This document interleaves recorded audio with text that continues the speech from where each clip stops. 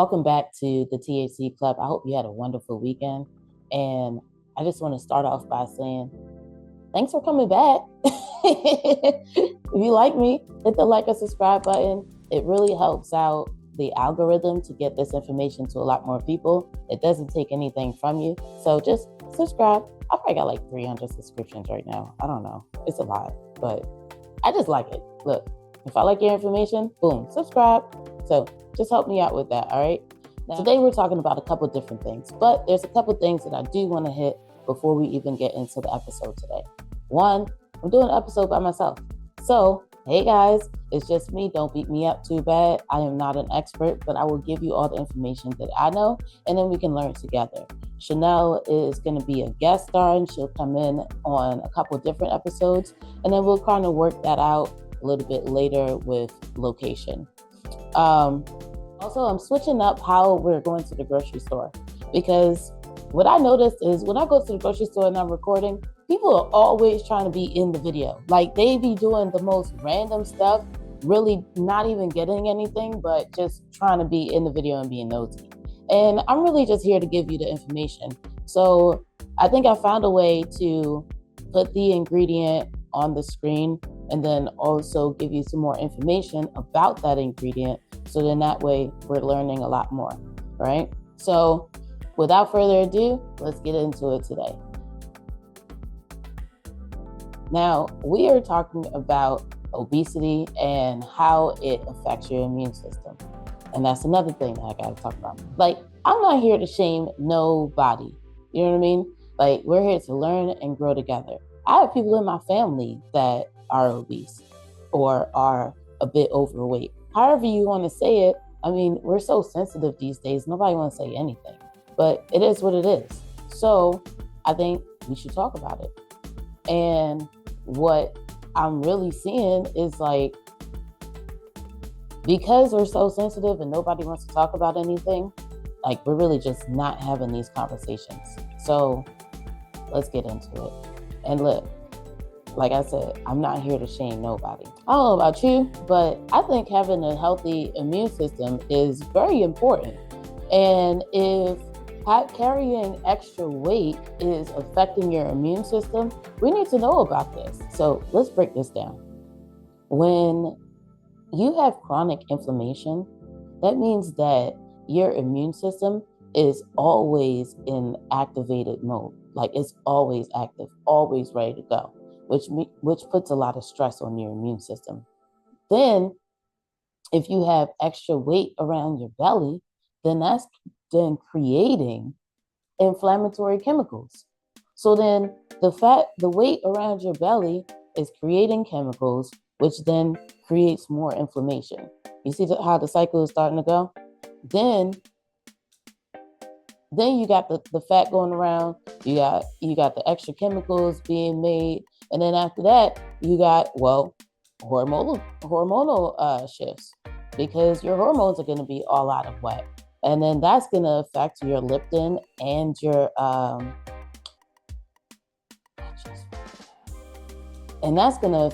your insulin and your leptin. So then if you get a cold or you get like any type of infection, that's going to last a lot longer than if your immune system was able to just fight it off regularly and not have to deal with all of these other problems that it's dealing with because of the extra weight. So that's just one way of like how it's even like what's actually happening. You know what I mean? But we really need to talk about the root cause. And it's not just about food. Like, you would think that it's just the food, but it's not. People are going through a lot of stuff these days. And a lot of these different factors do attribute to gaining weight, like trauma, stress, stress eating. Like, and let's stop on this trauma part for a second, because when I was like learning different things and reading different stuff, whatever, I discovered that you can actually hold weight because of trauma. So if, let's say, hypothetically, someone cheated on you 10 years ago and you never let that go. And then like that's this whole time, like you've been holding on like an extra 30 pounds. Probably because of that trauma that you haven't let go. So like one of my friends told me one time, I was upset about something and she was like, you know what, Denise, that's God's problem. You know, I was like, wait, what? What you say, Lee? She said, that's God's problem. I said, you know what? I like that. That's a good one. Yes, I'm gonna keep that in my bank. And that's just all it is. It's something that's out of your control that you can't handle. So let it go. That's God's problem. He could take care of that. We good. But poor sleep could be another reason why this is happening.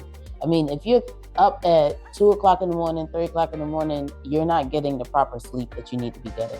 So we need to kind of create a way that, you know, we're stopping at a certain time and we're sticking to that. You know, if you're a workaholic, you need to have a like emergency shut off thing that says, I stop working at such and such time. No matter what. It doesn't matter what has to be done tomorrow. Like, I'm done for today and I will come back tomorrow. It's kind of like a painting. Like, sometimes you can't keep overworking the painting. You just got to let it be and then come back another day and work on it again, you know? So with that, it's like now you're able to create a better sleep pattern for yourself. You know, like we used to be upset at our parents back in the day to be like, oh, you have a certain bedtime, you have to go to bed at a certain time. Now we doing the same thing. Everybody got Oura rings and they're like, oh, I got to go to bed by 9 o'clock now. Yeah, because you need to get proper sleep. Because if we're getting up early in the morning to jump out of bed and go to work, then, I mean, you need to get proper sleep.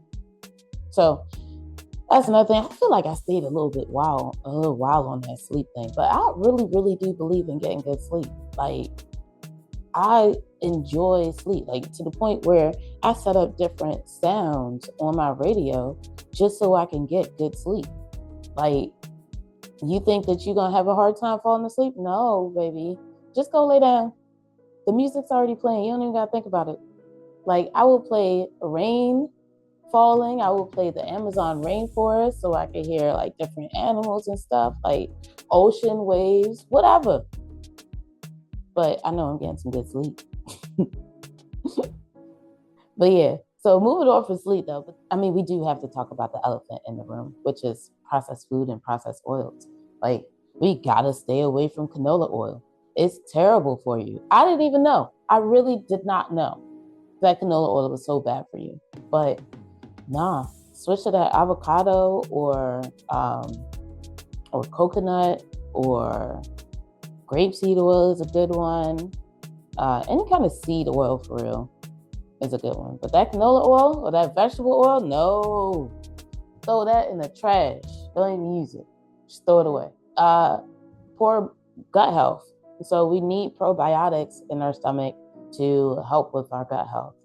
Kombucha is my favorite go-to for that because it tastes good and it does all of the things that I needed to do.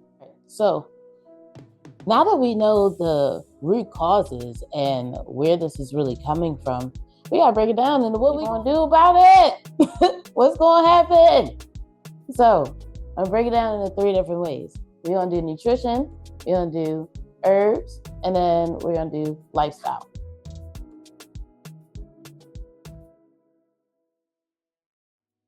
For nutrition, it's a few simple things. We just need to lower our sugars. So take away some of those fake sugars and the amount of sugars that we're taking in, and then probably replace that with honey, agave, or something like that. We can focus on anti-inflammatory foods like raspberries, add some leafy greens to our dishes, and also some omega-3. We're focusing on the gut health because we did talk about that, and the gut health has to be addressed. So fiber, and then like I said, the probiotics. So you can get like those little shots that they have at the Asian market, or you can do kombucha, which is really tasty. You find the one that you like. There's a lot of them. I just found a mushroom one that has chaga, turkey tail, and reishi mushrooms, and it's a root beer. And it tastes delicious. It actually tastes like real root beer, like, sassafras root. Like somebody just made this in their small kitchen, their small brewery. It's delicious though. So if you see that one, try it. Get into these herbs.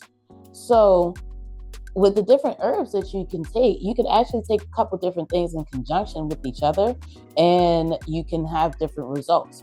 And what I mean by that is, like, if you have turmeric and black pepper, that's actually anti-inflammatory. If you have moringa, that'll boost your immune system like all the way up, right? So you probably want to start taking some moringa tea. Just steep that and drink it. But then if you have garlic and thyme together, that's an antiviral or antimicrobial. That's a hard word for me to say, but I'm gonna leave it at where it's at. And then if you're having issues with insulin because it's all out of whack and it's unbalanced and stuff like that, bitter melon is a wonderful thing for that. It'll make your pancreas start actually producing insulin again, and it'll probably balance everything all out as far as like your sugars as well. All you gotta do is get some bitter melon and juice it. That's it. I would recommend, if you get like a few of them, probably freeze it because they go bad pretty quickly. I don't know if that's the best advice, but that's what I did.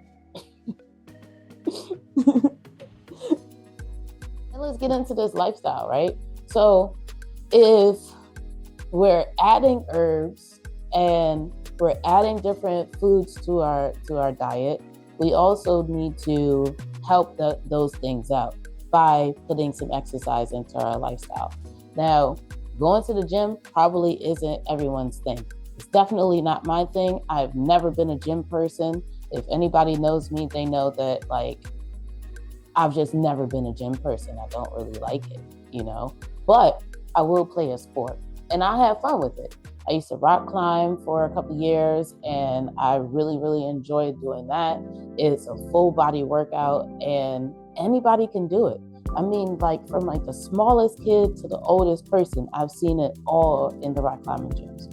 So if you just want to like find an activity that you really enjoy, I'm pretty sure that there is a league or, an adult league in your city or something like that you can join in on. And that's another way to just kind of like meet people that are probably on the same journey or on similar journeys. So you can kind of find like an accountability partner where someone can help you and you can help them on y'all's different journeys. Definitely, if you just want to like start slow and start today, after each meal, go take a walk.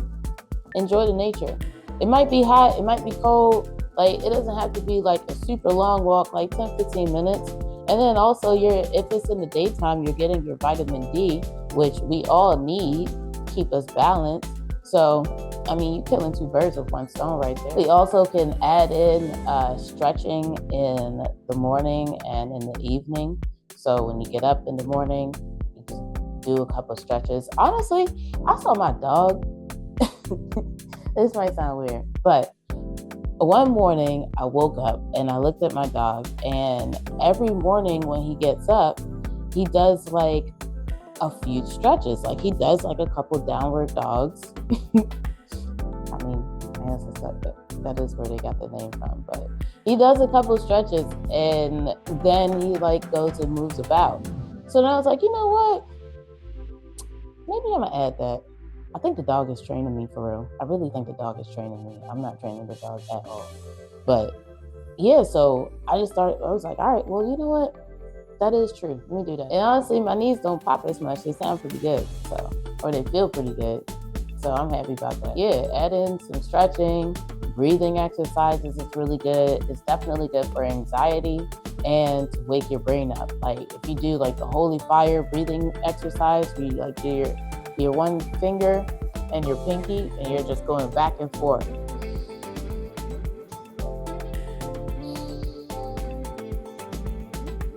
It's like a little boop, boop, boop. But there's an app that actually can help you do breathing exercises if you're not familiar. And it actually prompts you to do an exercise like every so often. It'll like pop up like, time for a breathing exercise. And I feel like that's a really good one because it helps you to get into the habit of doing it and doing the different exercises. And it honestly really does help to like clear your mind, keep you focused. And, if there's any situation that you're in and you're frustrated or whatever like that, you just go sit down and breathe for a couple seconds and then come back clear mind and be able to, go through that situation and not be stuck or aggravated or arguing with somebody. Because remember, that's God's problem. We don't have no time with that. So now that we've taken some time to talk through these different holistic methods, we definitely have to create a plan of what are we going to do. I've come up with a couple different things that you could actually add and switch out to actually make this an actionable thing that you can actually do. I know I said action a lot just now. I've come up with a list of different things that we can do to actually put this into action. Like, we're not going to talk about it. We're just going to be about it, okay? So we can, start with putting some lemon in our water in the morning. When we get up in the morning, cut half a lemon, squeeze that lemon into the water, and we'll drink that in the morning. Then we're walking after every meal. Like, I already talked about it. So we're walking after every meal. After that, we're going to drink some herbal tea in the evening. Probably some chamomile that'll help you to relax your body naturally, and then you can go to sleep.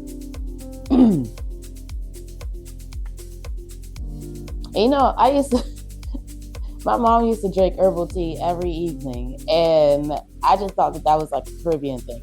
Apparently, it's actually really good. So here we go. Let's start by adding at least one cooked meal a day, like that you created.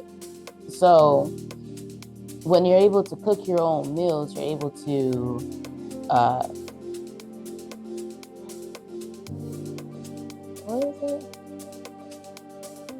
regulate.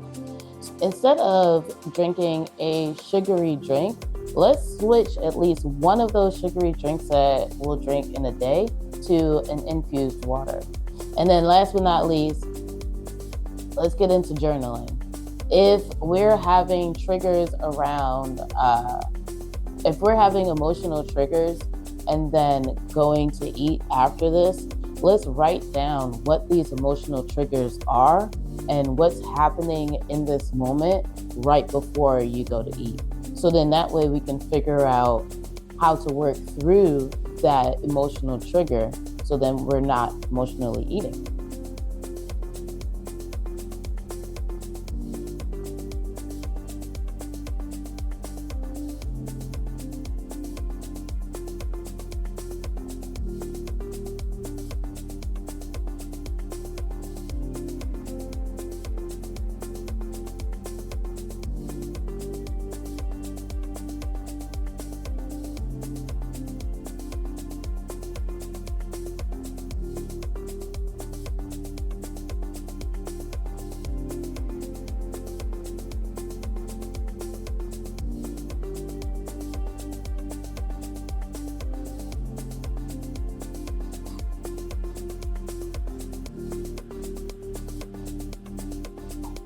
Now, we got to ask ourselves some questions, you know what I mean? Like, really look in the mirror and ask ourselves some questions. Like, how does your body feel when it's inflamed? Is it tired? Is it...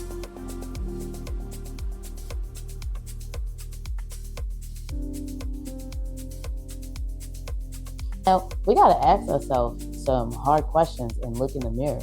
You know what I mean? Like, when your body is inflamed, how does it feel? Is it tired? Is it foggy? Is it bloated? Instead of just pushing through, we really need to be listening and then asking more questions. Obesity isn't the enemy. Silence is. Your body has been speaking to you. And today you listen. So let's give it what it needs to thrive.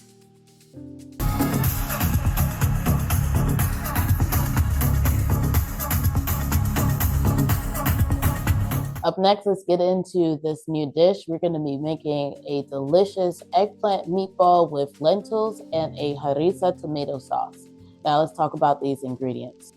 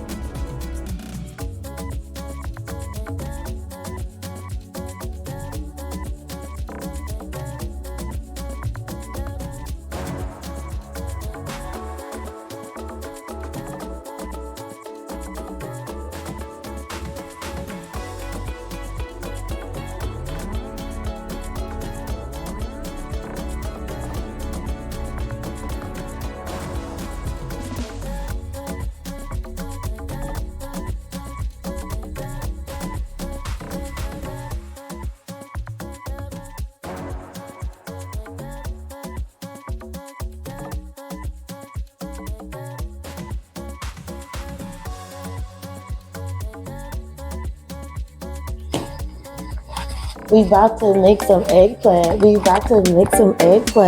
All right, so this one is cute. Look at this little thing.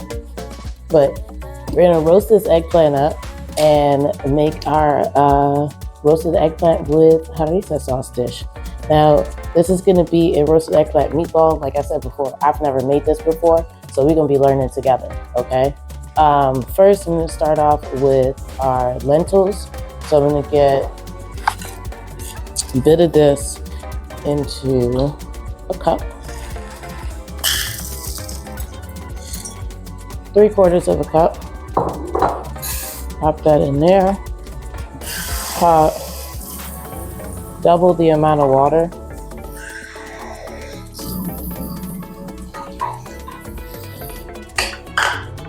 I like flavor, so I'm gonna put a bay leaf, a clove, and some salt in here.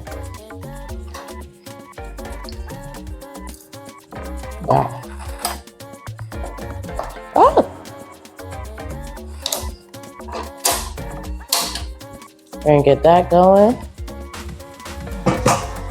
And I'm gonna set this aside.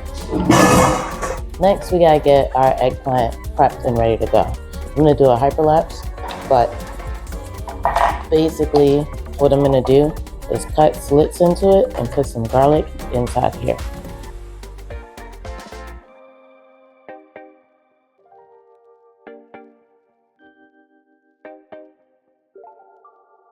Okay, so now we've got that all seasoned up and everything. Now we gotta roast it.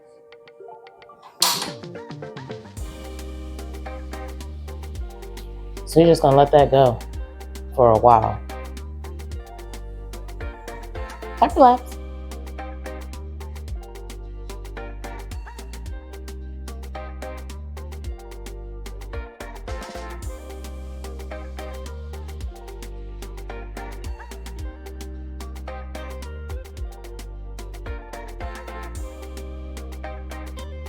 All right, so now our eggplant is sweating. We got our lentils cooking. We're gonna cook those till they're like tender soft. I was wrong about the amount of water that those lentils needed, and I knew better. But basically, I added like 2 to start, and then I've added 2 more so far. So just at least 4, I guess, to 1, and then add more if you need more water. I mean, we're cooking, so we're just testing and trying, right? So the eggplant's sweating. We got this rude dog. All right, whatever. Now we gotta make the sauce. So I have some tomato sauce that I found in the store. I like it. It's fresh, light, tastes good. And then I also got some of this like spicy roasted pepper spread, which is kind of like what a harissa is. I also picked up this rosy harissa sauce or spice mix. So I'm gonna mix the 3 of these to get my sauce like flavor. And then I'm gonna fortify the sauce with a little bit of onion, some peppers, we get a little bit of thyme, some garlic, and some parsley. All right, so I'm going to prep out all these things. Ah! Don't do that, but watch what I do, and then we'll put it together a little bit later.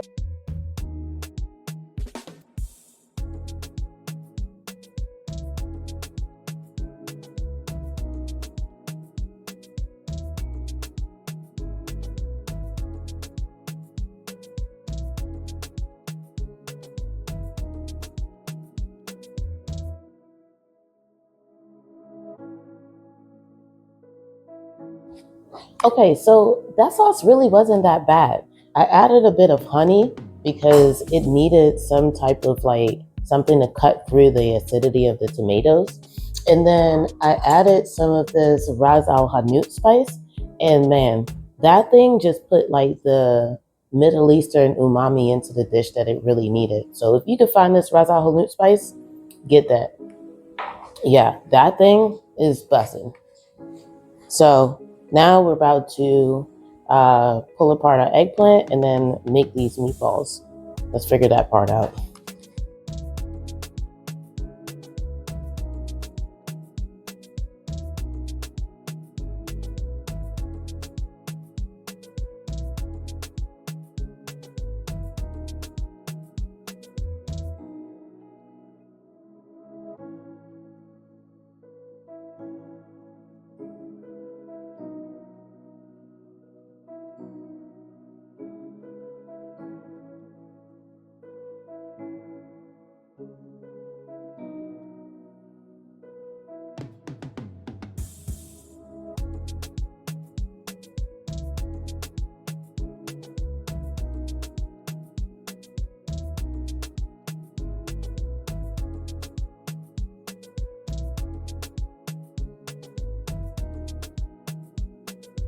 All right, so we just made something really dope, and you should be very proud of yourself because this really smells good and it tastes good too.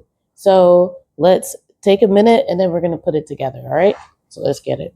First, I'm gonna start off with our sauce. And I'm going to pull out some of this thyme because I don't want to be eating it.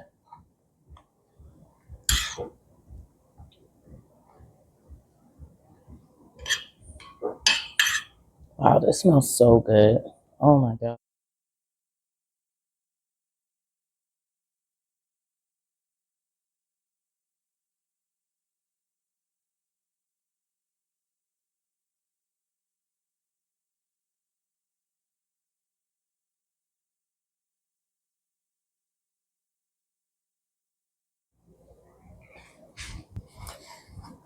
All right, we just did a whole lot of work. So now it's time to eat. Now, I honestly was very nervous about this. Not very.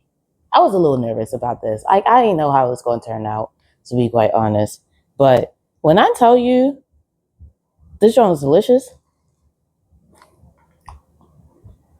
yeah, it all came together great. The lemon, the ras el hanout, the harissa. If you want it spicier, definitely put more peppers, but it's pretty good. It's like a really nice vegetarian dish. Vegan if you don't put the cheese. So definitely, if you make this dish, take a picture, write it down, send it to me. I want to know.